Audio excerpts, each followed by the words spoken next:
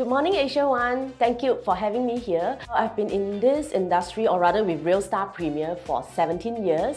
And the largest deal that I've concluded so far is 20 over 1,000 square feet land detached plot in Katong area.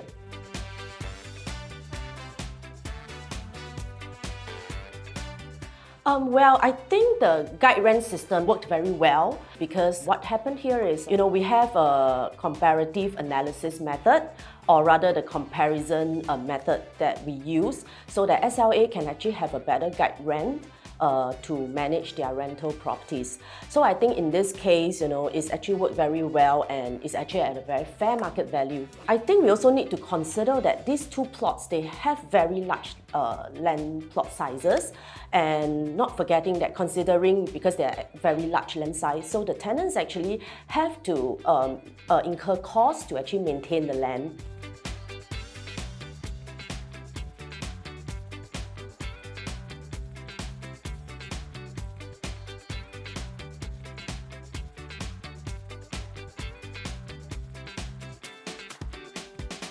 How valuation is different for Black and White and GCB. Firstly, let's put it this way, the valuation is not for the sale of the GCB or the Black and White. It's actually for just the rental value that we are talking about here. Whether you are evaluating a GCB or a Black and White, like I mentioned earlier on, we will use the comparative analysis method, which I think the agents has actually done their homework in this case. Because Black and White houses land size can vary. The tenants cannot fully utilize it. Yeah, because they do not have the redevelopment rights in it. So it's basically based on the gross floor area. Therefore, I think the rental value based on the GFA is actually a very fair value.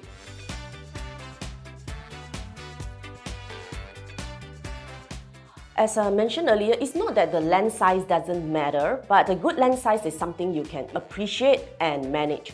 But too excessive a land size is actually a cost-incurring thing for the tenant. So in this case, for rental especially, I think the GFA is something that the tenant can actually make use for the comfort living for themselves and for the family.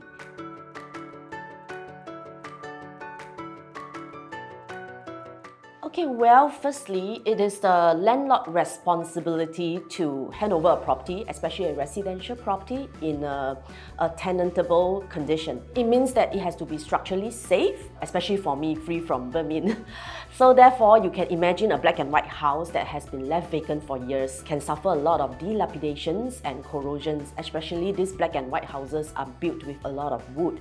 The house condition is, it can get worse, especially if it's rented by a previous tenant for a few years and it cannot be retrofitted for that period of time and then it's left vacant again for some time. So therefore, it's actually understandable that this amount was spent, for the repair works, and considering that it may involve major works such as roofing, structural reinforcements or clearing of land, etc. This is actually a very, very major work for a Black and White house. And then comparing that what SLA has actually spent on repairing versus what the tenant has spent to retrofit the place, these are actually two different things and cannot be compared to one another. The repair done by SLA is to bring the property back to a tenantable state for the tenant, and whereas the repair and renovation or upgrading done by the tenant is actually based on what the tenant need or to suit their lifestyle and what they need.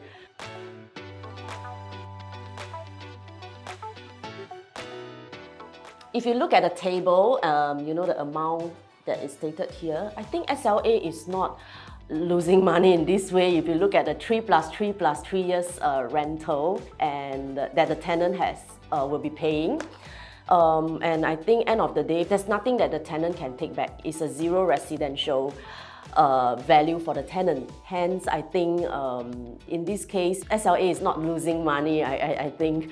But the reason being that it's just that the tenant, the right tenant has to find the right house, or the right house has to find the right tenant. In this case, the tenant is like the place and they know what is the market value. They are willing to spend that kind of money to retrofit and upgrade the place. End of the day, they know that they cannot take back anything.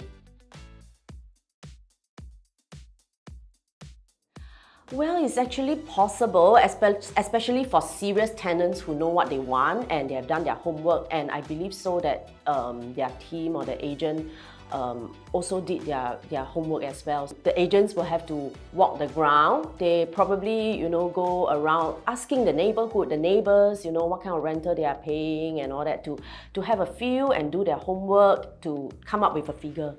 Thank you, AsiaOne, and I hope that the audience will have a better understanding on these issues that has been raised.